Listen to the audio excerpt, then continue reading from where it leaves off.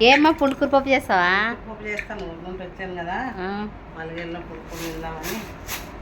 మా అమ్మ అయితే పులుకూర పప్పు చేస్తుంది. ఇది ఎల్లిపాయలు వేసేసేదే, బేళ్ళ కొత్తిమీర, పచ్చిమిరపకాయ, టమాటా కదా. కొత్తిమీర, పచ్చిమిరపకాయలు, టమాటా,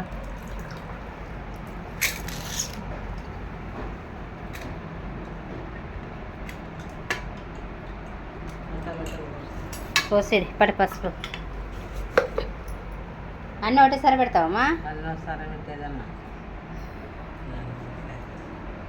అంతేలే ఆడ మా ఇంట్లో ఏదో పుండుకూర పప్పు, అన్నం అమ్మ, అంతే కదా. రాత్రి రొట్టె చేస్తావా?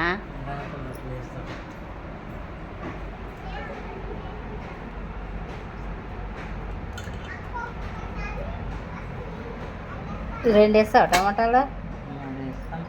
3 వేసేది, కొంచెం పసుపు వేస్తుంది.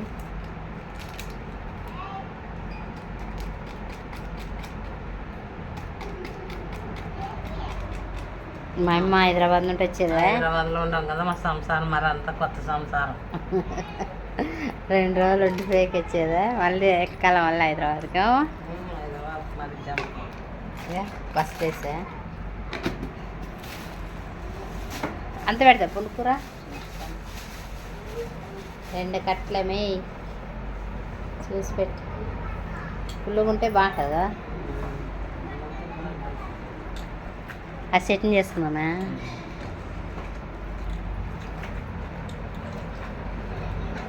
కొన్ని లేచి విజిల్ పెట్టాలా? నూనె టైం అవుతుంది. మా నాయన హౌస్ తీస్తారు.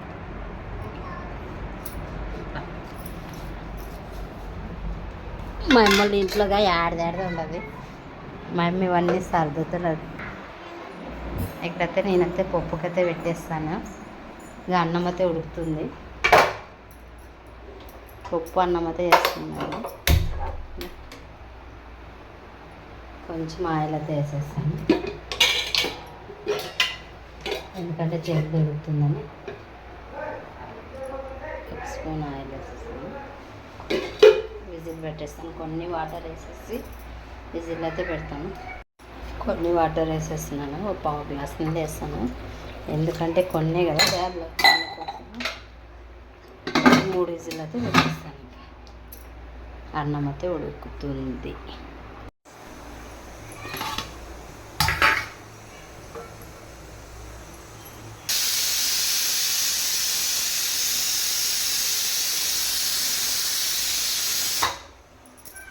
కొత్త ఉడికింది, ఒక 3 విజిల్ పెట్టేసాను. ఉప్పు వేస్తున్నాను, చూసేస్తాను. ఇదైతే రామేస్తాను.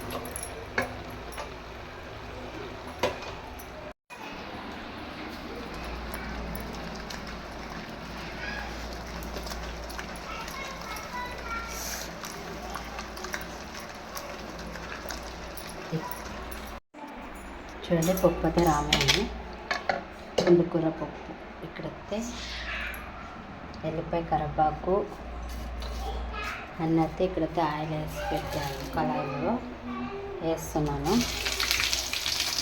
జీలకర్ర వేస్తున్నాను, ఎందుకంటే ఆవాలు లేవు. మా అయితే సొండిలు అయితే వేపి పెట్టినాను.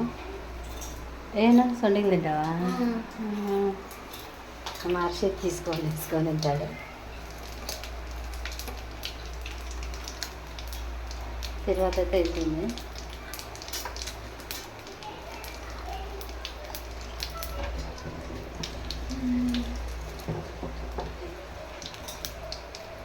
పప్పులో కత్తి వేసి మూత పెట్టేసి.